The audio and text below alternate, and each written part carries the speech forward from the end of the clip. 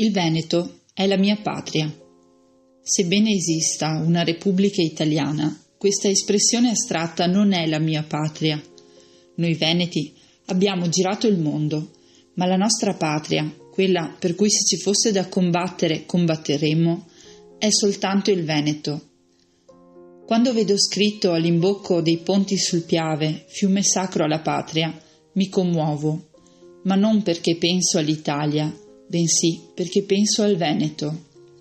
Scriveva così Goffredo Parise, scrittore vicentino ne Il grande libro del Veneto del 1985.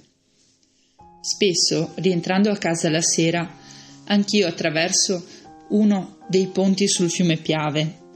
In quelle sere lo sguardo corre al fiume che tanto m'è caro, si fissa sul cartello che riporta la frase «Fiume sacro alla patria», e così, proprio come accadeva al Parise, il pensiero va al mio Veneto, alla mia amata terra veneta. Un pensiero la cui purezza dura solo pochi istanti. Inevitabilmente, quando volgo lo sguardo alla strada dinanzi a me, mi trovo di fronte il tricolore. Una bandiera enorme, issata su un lungo pennone accanto al ponte e illuminata a dominare la scena, come a ricordarmi che, leggendo la parola patria, non dovrei pensare al Veneto, ma alla Repubblica Italiana. Che amarezza! Patria, per definizione, è un territorio abitato da un popolo che vi risiede e che sente di appartenervi, unito da una lingua e dall'uniformità di cultura e tradizioni.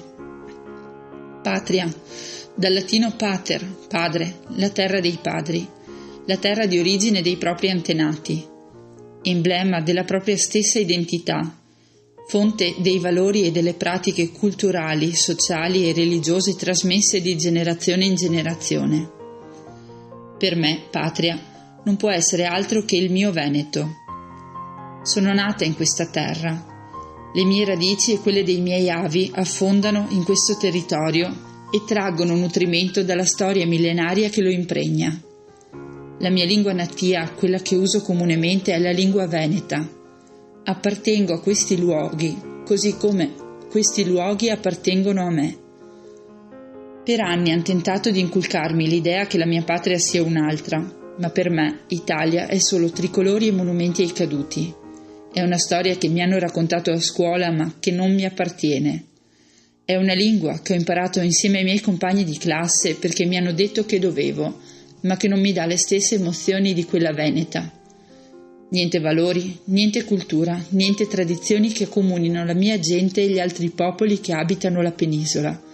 Vedo solo forzature e appiattimenti coatti in nome di una presunta italianità. È patria questa? Io sono solo una figlia in affido in casa di Mamma Italia. Ma ora che ho scoperto la mia vera origine, la mia vera famiglia, lotterò con le unghie e con i denti per difenderla e prendermene cura. Combatterò con tutte le mie forze perché il futuro di questa mia terra e della mia gente possa essere glorioso come entrambe meritano. Farò tutto il possibile perché i miei fratelli e sorelle, oggi soli e abbandonati, affidati alle cure di una matrigna che non li ama, si possano riabbracciare come figli della stessa madrepatria che è la Venezia. A tutti voi, figli e figlie di San Marco, voglio rivolgere questo appello. Non riconosciamoci nel termine venetista con cui spesso veniamo etichettati nostro malgrado e che ha in genere una connotazione dispregiativa. Se amiamo il Veneto, piuttosto, definiamoci veneti e basta. Ma se vogliamo inquadrarci utilizzando un aggettivo che spieghi meglio che cosa stiamo facendo per la nostra terra, allora definiamoci patrioti.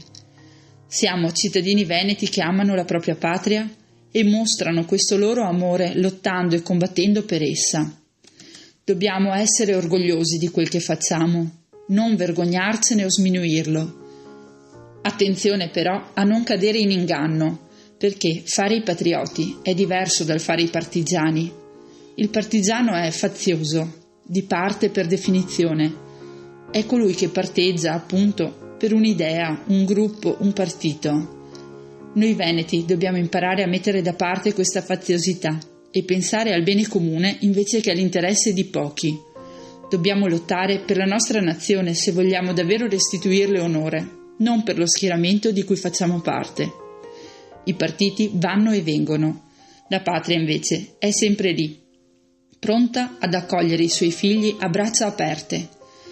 E tu, cosa ti senti? Un patriota o un partigiano? Viva il Veneto, viva San Marco!